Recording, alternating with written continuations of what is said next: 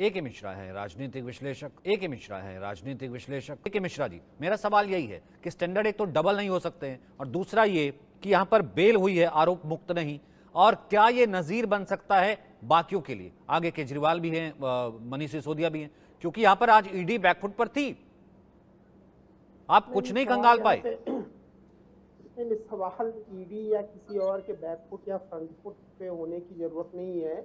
यहाँ पे बात अपने संविधान की है। अपने संविधान, नियम, कानून का जो हृदय है वो बहुत विशाल है। देखिए, एक चीज और है, मैं ये बोलता हूँ कि सुधार गृह में 6 महीने रखा गया था और कोर्ट ने ये ऑब्जर्व किया, हो सकता है उनके अंदर इम्प्रूवमेंट हुआ हो और अभी उनकी जरूरत न रही हो, इसलिए कोर्ट ने राहत दी हो।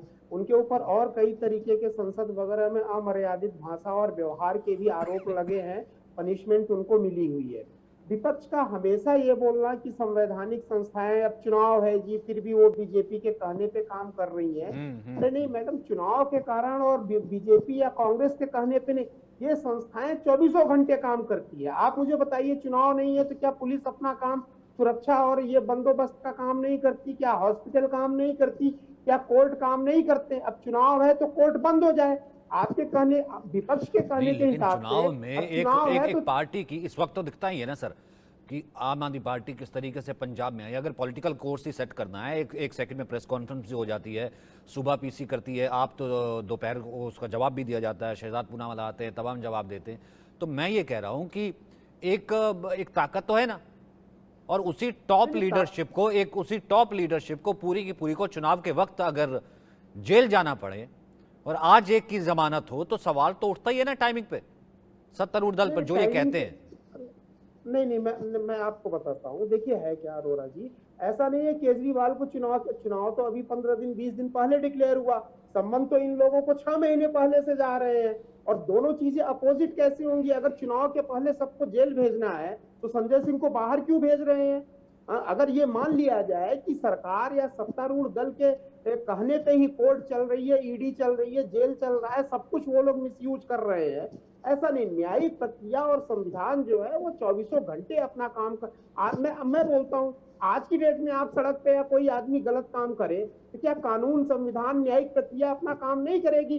चाहे वो नेता हो या आम आदमी हो, और ये बोल दिया जाएगा जी चुनाव है इसलिए ये चीजें नहीं होनी चाहिए, पुलिस को काम नहीं करना चाहिए, न्यायालय को काम नहीं, ये बात नहीं है। बात यहाँ पे है कि ये सारी प्रक्रिया जो चल रही है, जो लोग भी कैद में जा रहे हैं, अगर कोर्ट उनको कैद में भेज रहा है तो इनके जांच की प्रक्रिया तो बहुत पहले से चल रही है। फाइंडिंग्स क्या रही है? कोर्ट ही अंदर इनको भेज रही है, इन लोगों को कोई ईडी नहीं भेज रही है। ईडी तो प्रेजेंट कर रही है, वहां पे हियरिंग हो रही है, आर्गुमेंट हो रहा है, कोर्ट को लगा कि हाँ भाई ये चीज होनी चाहिए तो कोर्ट कर रही है संविधान के हिसाब से। बीजेपी कांग्रेस नहीं कर रही। क्यों? नहीं, कोई कोर्ट को क्यों रोकेगा, और कैसे कोई कोर्ट को रोक सकता है? तो ये एक नेचुरल प्रक्रिया है, और ये हमेशा, देखिए, अगर ये लोग निर्दोष साबित होते हैं तो डेफिनेटली बाहर आ जाएंगे। ठीक है, ऋतु कुछ कहना चाहती है, आपको एक सेकंड सुन लीजिए, ठीक है? फिर उसके बाद धनंजय, ऋतु पहले बोलिए। जी, मैं ये बोला था कि अगर कोर्ट नहीं, ऋतु कुछ कहना चाहती है, ऋतु चौधरी बोलिए। अच्छा जी, मैं सचिन, आप मुझे बोल रहे हैं? जी, आप कुछ कह रही थी बीच में, उस वक्त मैंने आपको टोका था।